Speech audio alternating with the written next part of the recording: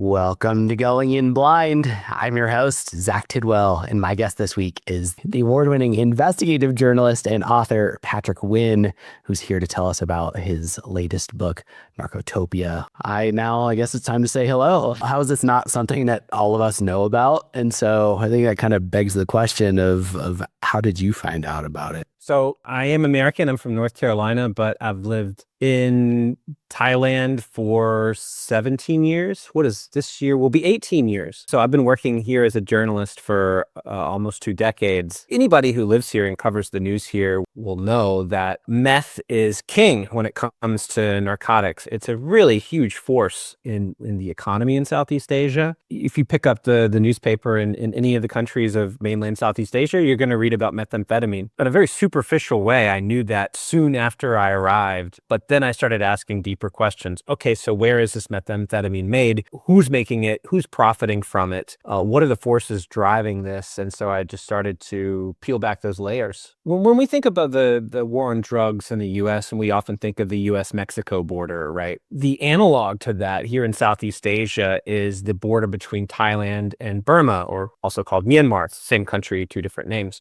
Essentially, parts of Myanmar are controlled by armed groups that answer to no law higher than themselves. And as I wrote about in my book, there's one part that is essentially its own sovereign country called State. And they occupy some of the most prime drug trafficking real estate in not just Asia, but the world.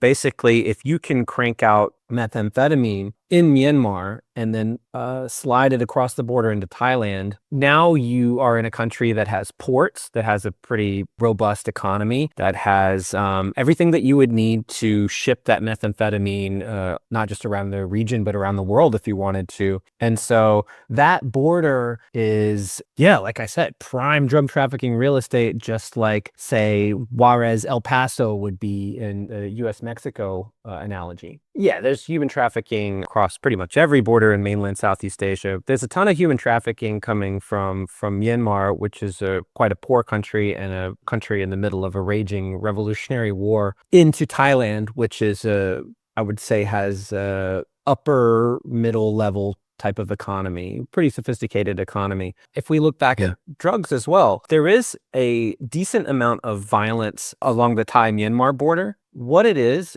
people moving methamphetamine on their backs, on backpacks, and sometimes in trucks over that border, and Thai forces catching them, and there's a shootout, and you get some bodies from that. It is far, far, far less violent than what we've seen in U.S.-Mexico border, where, as I understand it, like in the last 2 decades, we're talking hundreds of thousands of people killed. What you don't see in the drug trafficking networks in Myanmar is a lot of really intense internecine violence where it's, say, to use an American term, cartel versus cartel. Yeah.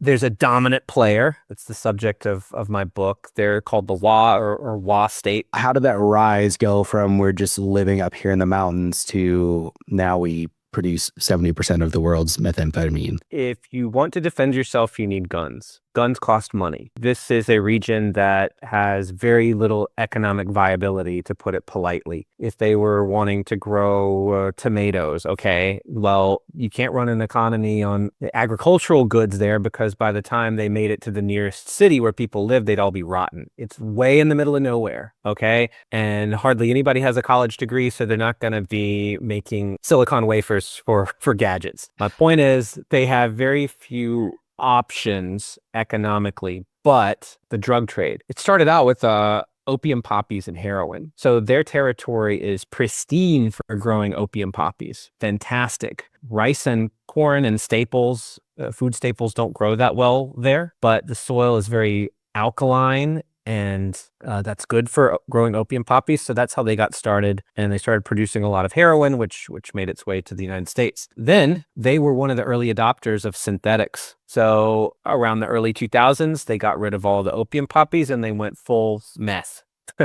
this predated cartels in Mexico. They were the first major drug trafficking organization to go all in on meth. Look, I don't have their GDP figures in front of me. I'm not sure they know their own GDP, but the meth is clearly a pillar of their economy. If you want to look at other groups, they're basically spread around the border of China and Myanmar, and now they've moved down to the border of Myanmar and Thailand. They've got a really large area. But if you look at other indigenous peoples in China's borderlands, say Tibet, well, they took a different tact. And I remember when I was in college, I would see bumper stickers, free Tibet, free Tibet. And it was this cause, there are these people who want their own autonomy and freedom, and China is oppressing them. Well, the Wa took a different route. They took the drug route. And for better or worse, I'm just a journalist. I'm just documenting the reality of the situation. It worked better, okay?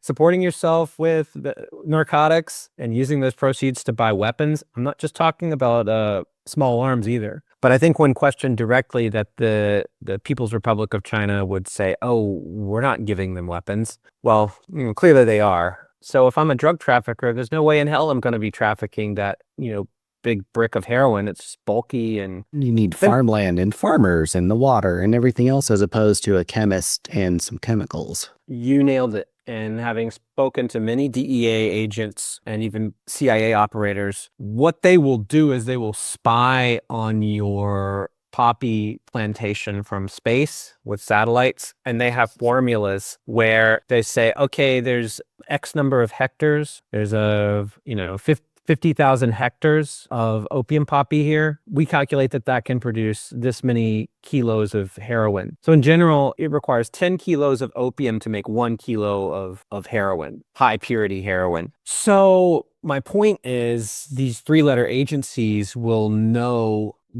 how much you can produce, and they will know who controls that area, and you can figure out how powerful they are, and they can kind of peek into your world. Whereas if you have a meth lab, a meth refinery, from space, you might not even see it. It might be under the tree line. It might be in a cement building that might look like a garage. They have no idea what you're doing in there. It's much harder to figure out. So if I'm a criminal organization and I like privacy, and they all do, meth is the way to go, and so is fentanyl. If you imagine, what if the United States could, this is never going to happen, I don't think, but could form a relationship with one of the cartels in Mexico and say, you can produce all the drugs you want, but they're moving south. They're not moving north across our border. I think that the intelligence folks would take that deal in a heartbeat.